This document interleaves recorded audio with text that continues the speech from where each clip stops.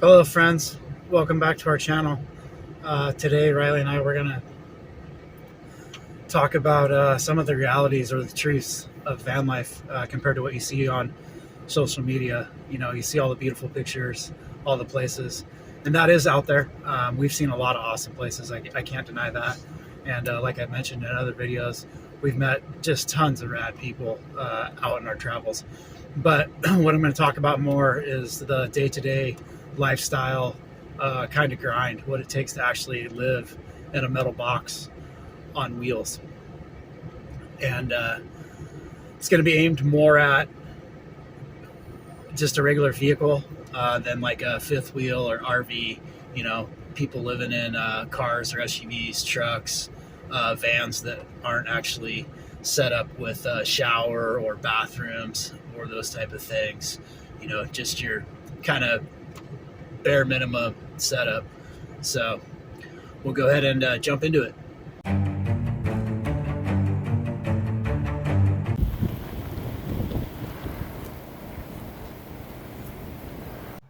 Reminder for everybody to bear with me too. I do not like being on camera. Been trying to get more comfortable with it over the last 6 months. Like I said, it took me a year and a half to decide to even be on camera. And really, I'm just doing this to try and help people out that are other nomads that are looking at getting into it, or share ideas, point people in the right direction. Also share my mistakes, things I didn't know when I got into it. Again, I've been doing this just over 2 years. We're a couple months into our third year. So we've got some time under our belt. I mean, there's people out there that have done this, you know, substantially longer than I have, but we do have some experience at it.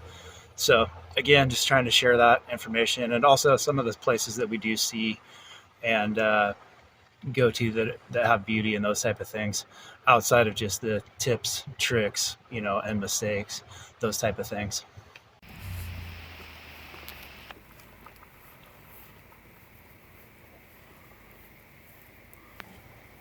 So the first thing that's going to come up when you decide to do nomading or van life is you're going to have somewhere to park your vehicle, right? And I'm talking about long-term people, not people that are doing it for the weekend, or part-time people that are actually going to make it a lifestyle. Again, I've been doing this longer than I expected to do it. But regardless, you're going to need a safe place to park, right? And I mean, there's tons of cool places out there to stay that are free, national forest, BLM, those type of things. But the problem with them, like I've alluded to in other videos, is they're usually not close to amenities. And then also, are you going to chase the climate? That's what we try and do.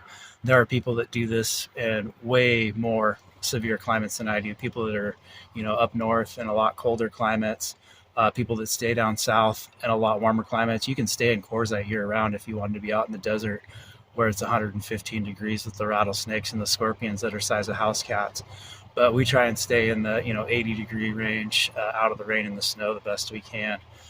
So after you stay at those BLM or national forest lands, you know, you can be there for 7, 14 days, what have you, and you can move around. But once you have to go into town, where are you going to stay? And that becomes almost a full-time job in itself. I mean, when you're moving around, you can stay at rest stops or Walmarts or Cracker Barrels or perhaps a friend's house. But I mean, once you got to do it day in and day out, you really need a place to park your vehicle unless you want to move every single day, which becomes a hassle within itself. So that's something to think about is, where are you going to park your vehicle and where are you going to be safe? I mean, you see all these great glamour shots on all the social media pages. And again, that does happen. I mean, people do spend time on the beach in Mexico or even the mountains here or the desert or whatever. There's beauty all over the place, and you can go stay there for 14 days at a time, but you're going to have to get some supplies at some point in time.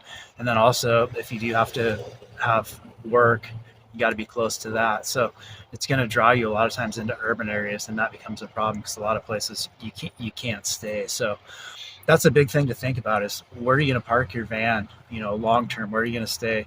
And then also when you're moving around all the time, that adds into the expense of nomading, right? I've talked about that in other videos also. The fuel right now, everybody knows it's expensive. Again, everybody's going through the increased prices on everything, but oil changes, tires, those things start to come into it. So that's the big thing to think about if you're going to do it full time. Where are you going to stay all the time? Ask yourself that question and kind of think that out. Again, you can stay at a lot of the BLM and National Forest land for 14 days. And that's what a lot of people do. That's what I do in the summers, try and stay in cool spots and go check it out. That's why we spent the time in Montana. There's a lot of awesome areas. And as far as the West Coast goes, I mean, you could stay for free forever if you were in Montana, Colorado, Utah, Arizona, even parts of Washington, Oregon, some parts of California. But again, if you're just doing those states, you still have to drive between them and move around, again, adding to that cost. So that'd be where I'd start, is kind of lay out a plan of where you're actually going to park your vehicle when you decide to do this full time. Balling on a budget solar setup.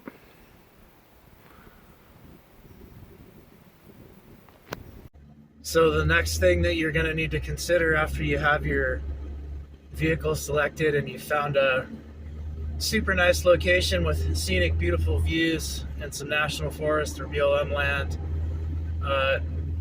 the cleanliness, the hygiene, where are you going to go to the bathroom at? When you go to those places, there's not going to be any water source available, and 99% of the time there's going to be no bathroom available. So that's going to be on you. Going to have to ask yourself how comfortable are you with going to the bathroom, either in the ground or in a bucket. My preferred method is the bucket. I mean, that's what most van lifers do. But I mean, it's going to take some getting used to. But after you've seen pit toilets at federal campsites, you know, a pit toilet is just a toilet that's just that. It's just a hole in the ground. It's basically a glorified Santa can. I've seen some of those that I wish I hadn't seen. And then also, like, some of the bathrooms at your major truck stops out on the interstates are pretty disturbing in themselves.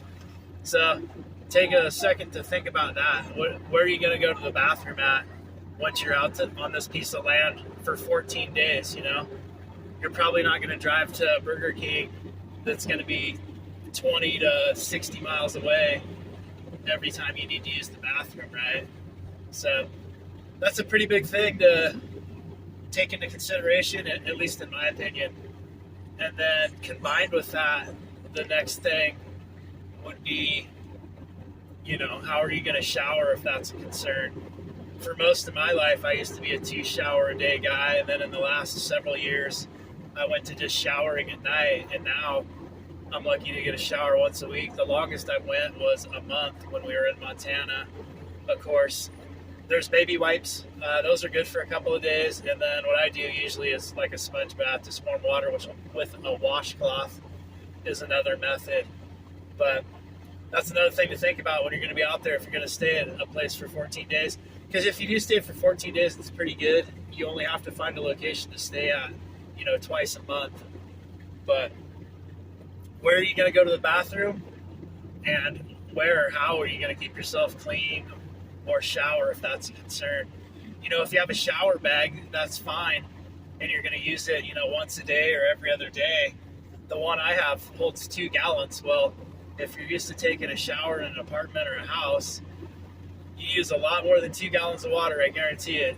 So if you were to use that, you know, 15 times every other day at 2 gallons, that's 30 gallons of water that you have to carry with yourself. So that's another thing to think about. If you do plan on doing that, is are you going to be able to pack enough water with you?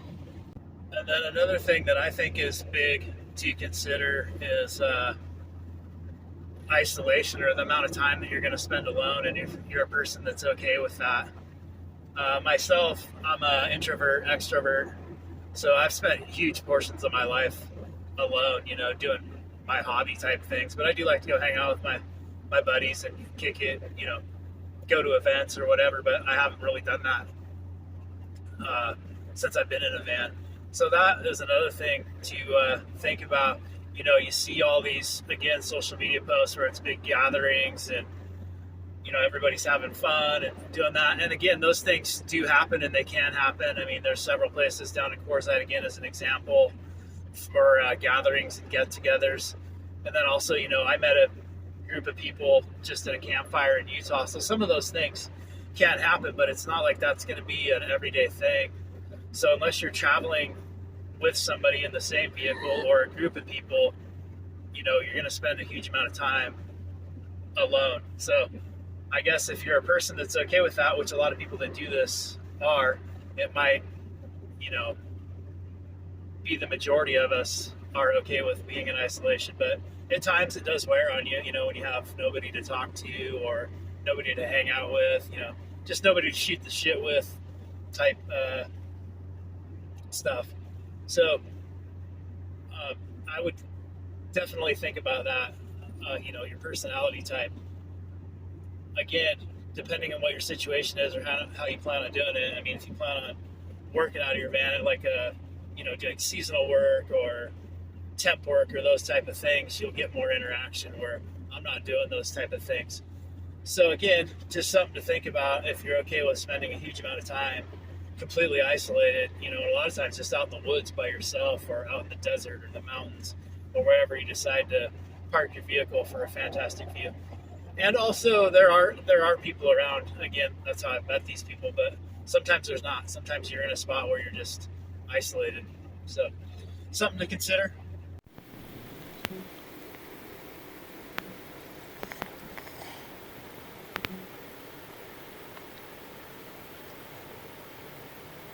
So again, as always, Riley and I would like to thank you for checking in on our channel.